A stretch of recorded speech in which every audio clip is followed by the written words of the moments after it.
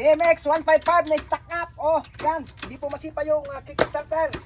Hindi umandar ito noon hanggang sa na-stack at ito na, nag-stack up tuloy. Ito, kung biyakin po itong makina na to, malaking gastos po para po hindi kayo makagastos ng malaki. Gawin nyo muna itong ituturo kong ito sa inyo.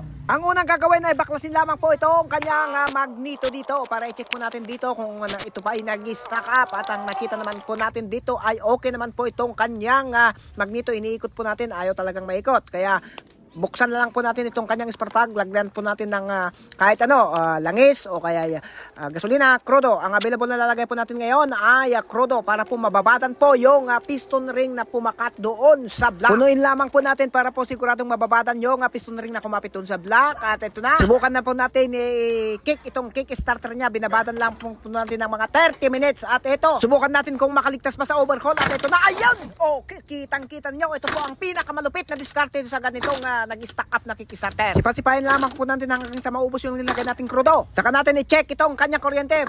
Nakita natin walang kuryente kaya siguro hindi umandar noon. Kaya ito, nakita natin dito sa connection niya, kinalawang kaya lininisan po natin. Ito na, okay na po yan. Ayan, meron na pong kuryente. Para mapandar po natin, linisan lamang po natin itong kanyang carburetor. Ang problema nakita natin dito sa carburetor, lustred itong kanyang mga tornilyo kaya palitan na lang po natin ng bago. Ayan, okay na.